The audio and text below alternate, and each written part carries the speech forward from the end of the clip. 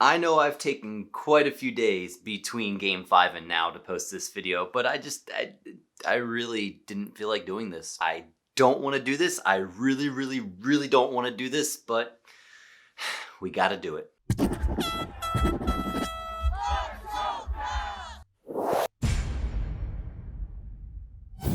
Caps lose 3-1 against the Boston Bruins in Game 5 and are officially eliminated from the Stanley Cup playoffs. God, that sucks to say.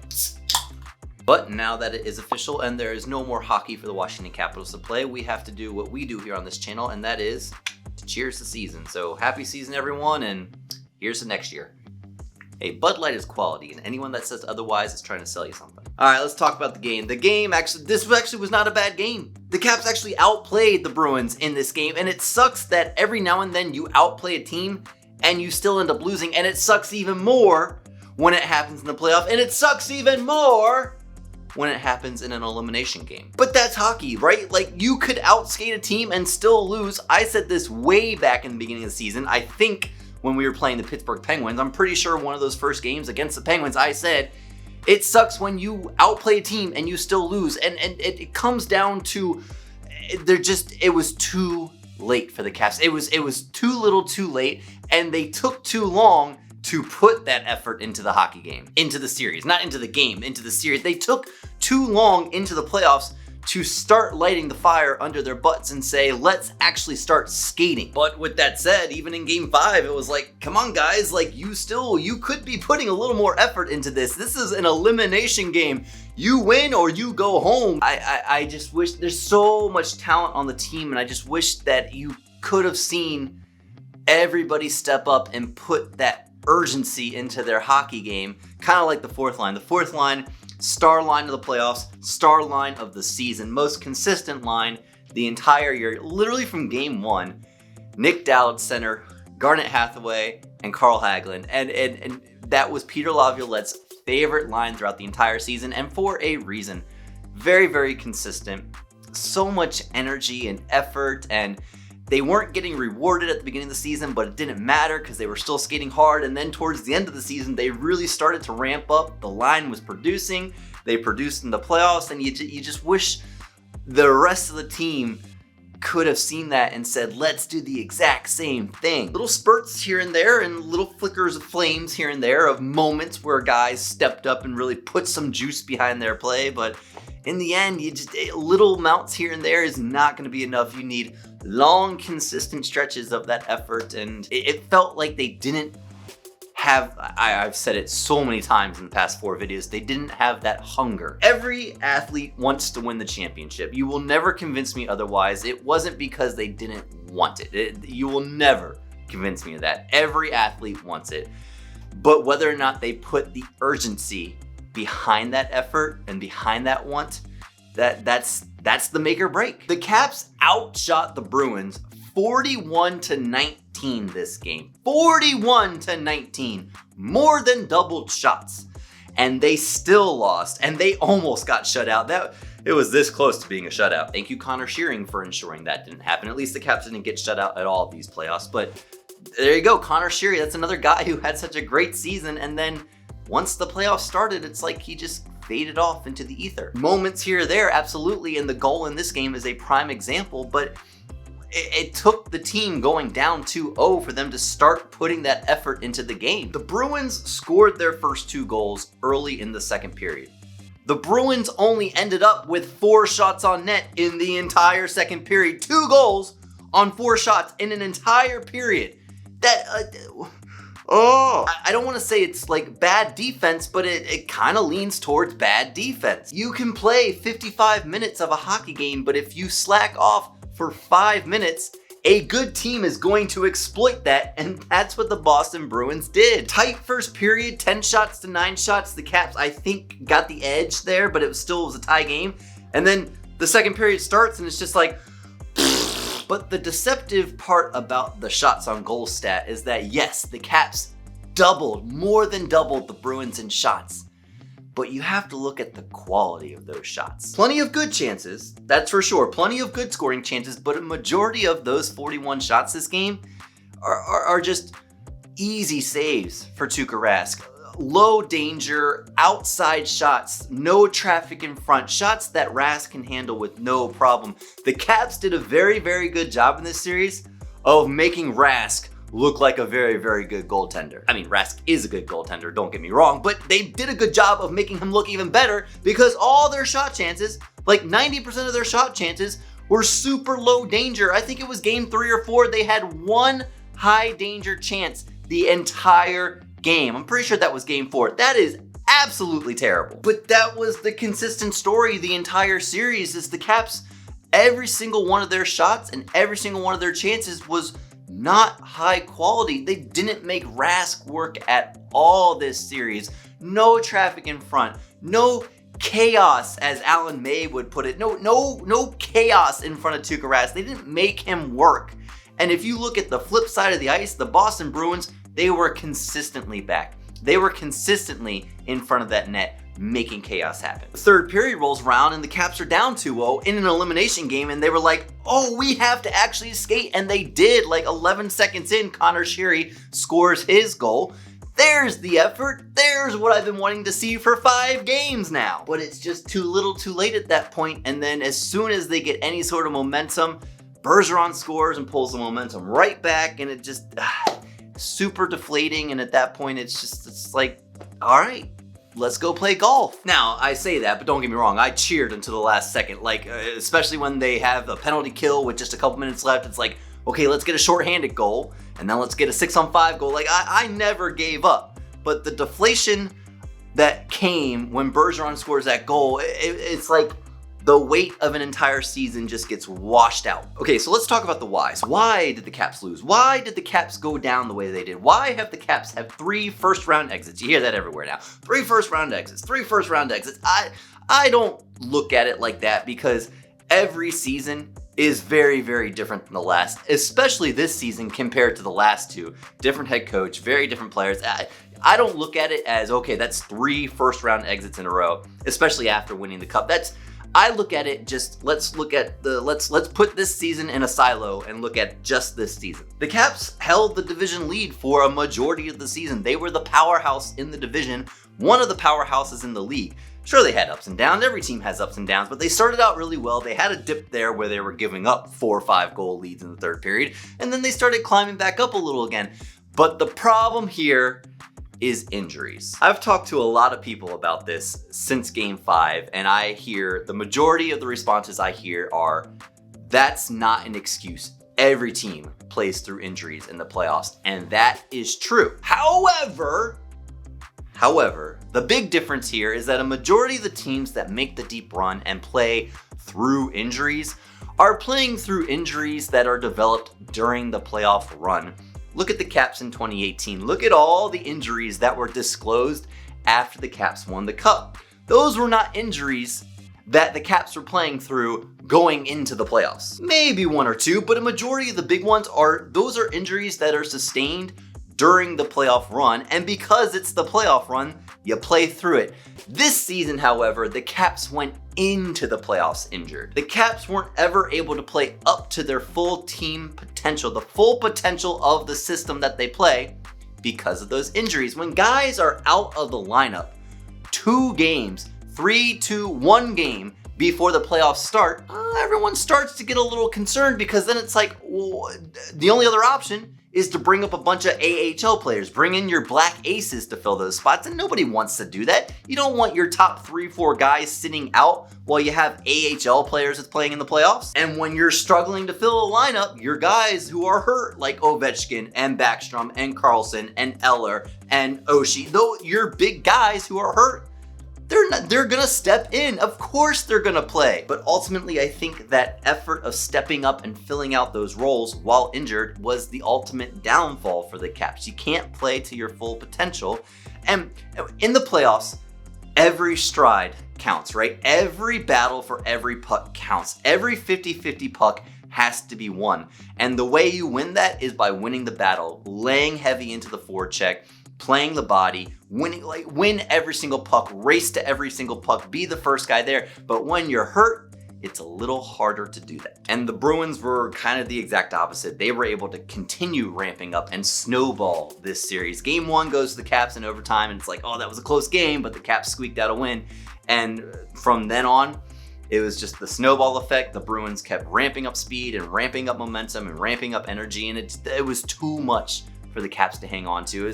Once that top line for the Boston Bruins, you know that top line, the Bergeron line, the only name that they're ever going to get from me, that line.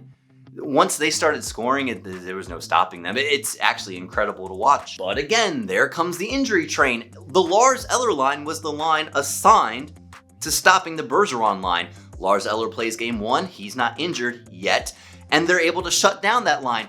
Lars Eller gets injured in game 2. Well, guess when the Boston Bruins top line started scoring? Game 2.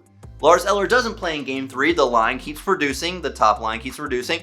And when he comes back, he's still injured. Yeah, he's playing, but he's injured. You're not able to play to that full potential. And that top line, they just continued to score and continue to score. That was the difference maker, was their top line produced and our top lines didn't. Oh, okay, well that and special teams. The Caps went 0 for 4 on the power play in this game after going 1 for 7 on the power play in game 4, after going 1 for 5 on the power play in game 3. This is supposed to be one of the most lethal power plays in the entire league, and they just got absolutely shut down. Actually, I don't think they got shut down. I think they shut themselves down. Blaine Forsythe, you gotta do something, man. Something's gotta change. This is a stale, very, very well-known power play that everyone sees everything coming at this point. There are not enough options. There's not enough movement. Everybody's stagnant, waiting to get that puck over to Ovechkin. It's not fun to watch anymore. Here's a thought. Maybe entering on the right side doesn't quite work anymore. I can't tell you how many times they tried to force feed that puck into the zone on the right side, and it gets sniffed out every single time. The Caps couldn't establish any sort of power play presence in this series. And the 1-2 times they do score, it's like, oh, hey, they finally scored. But I mean, the Ovechkin goal, that was a fluke. That wasn't even a good goal. It bounces off a defender. The power plays, injuries, what else do you want? Urgency. You just want that urgency behind the play of the team. I said it earlier. There is always the want to win. No professional athlete wants to lose. You will never convince me that this team just didn't want it. Of course they want it. The whole reason for being there is wanting it. The problem is the urgency behind the play. And I think there are many underlying factors that inhibited the Caps from getting there, but that factor was definitely not a desire. The desire was there. Urgency is the word that comes to mind for me. Hunger. So now what happens? Because this is going to be a pretty interesting offseason. You have a lot of things actually you have happening. You have, number 1, Ovechkin's contract. Ovechkin's an unrestricted free agent, and he still, as of me filming this, we have not heard anything about his contract. Nothing has been disclosed. So I would be lying if I said I wasn't at least a little concerned about that. But in the end, I think the right thing is going to happen, and I think he's going to get a contract. I would love it to be a 4-year contract and have him and Backstrom retire as Washington Capitals at the same time. It would just be so poetic. But really, what I think needs to happen is, if Ovechkin wants to be the absolute stud, the absolute legend in Washington, and have his name known as the greatest Washington Capital ever for the rest of time, he will take a pay cut to stay with this team. This team obviously has pieces to fill. Expansion draft is one thing, where we'll get to that in a second, but Ovechkin should recognize that, hey, I want to win one more cup with the Washington Capitals before I retire. In order to do that, I should give a little money back to the team to allow them to fill positions to give me a team that'll help me win. Take that pay cut. Take not even a lot, just $500,000, $1 million. Give a little pay cut for 4 years.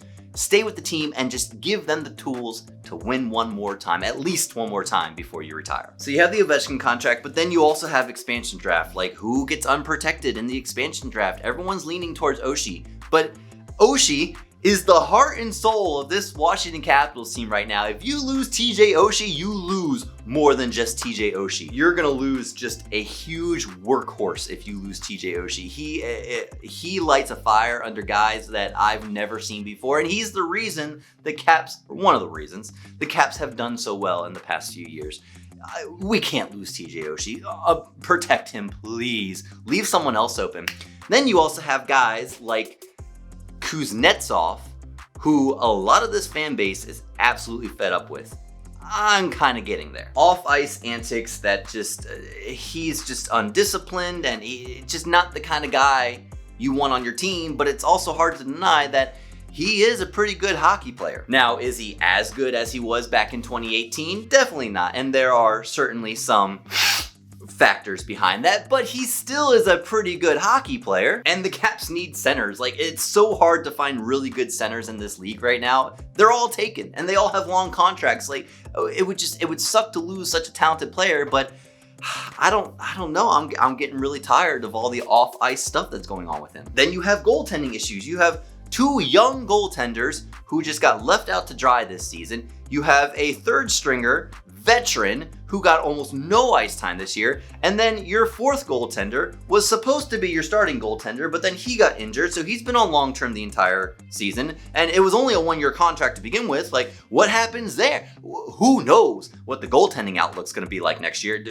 I don't know. Please inform me what's going to happen with the goaltending. And then the defense. The defense is the biggest question mark for me. Chara had a 1-year contract. He's probably going away, and we don't need him anymore. He did what his job was on this team this year, but our defense is just too slow. Too many guys who aren't fast enough with the puck. Too many guys who get the puck and stand still, and that you can't have any defender in the league do that right now. We need defenders who are going to get the puck, move it quickly, and who can skate fast and join the rush. That was the whole point of this defense this season, was joining the offense. And when you got guys that can't skate or are very, very slow, it's a little hard to do that.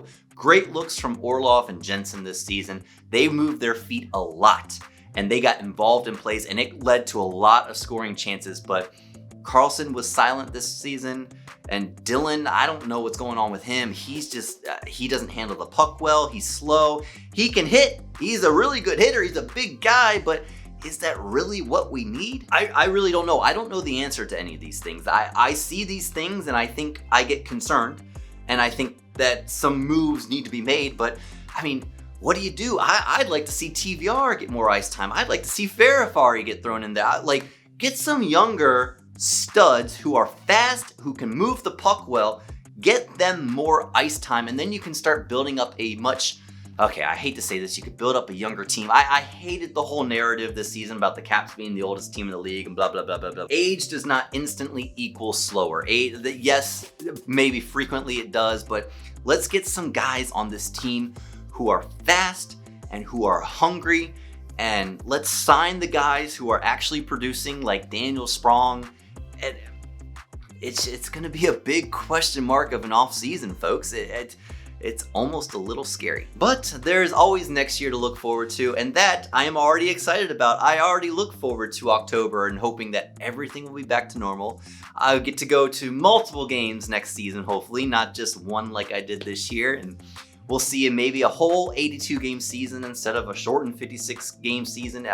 I'm already looking forward to next year, and I'm already excited, and maybe I'll get to see some of you out at the games, and I'm excited to see how these playoffs play out. I mean, Pittsburgh's already been eliminated, and Barry Trotz has moved on with his Islanders, and now they're going to face off against the Bruins. That's going to be a good matchup, and teams like, I mean, freaking Florida has already gotten knocked out. I mean, I saw them going quite a ways. The Oilers got wiped by the Jets. Who saw that one coming? You have two of the greatest players in the league right now, Draisaitl and McDavid, and you got wiped. You got swept in the first round. Like, hockey is a crazy sport, folks, and I'm just super excited to see who ends up winning the cup this year, because you bet your bottom dollar I'm going to be watching. I love this sport. I'm going to watch no matter who's playing, but I am super excited to see what happens. A little scared, but excited to see what happens this offseason and to see what the Caps will bring to the table next year, because Peter Laviolette's going to be back, thank God, because I liked him as a coach, and he's going to be doing some great things, building up a great team to get right back to that Stanley Cup next year. But what do I know? I'm just a fan. Hey, if you like this video, smash that thumbs up button for me. It goes a long way towards helping the channel. And if you enjoyed your time here, consider subscribing to the channel. I'd love to see you come back. And as always, not just when we win, but all the time. Let's go, Caps!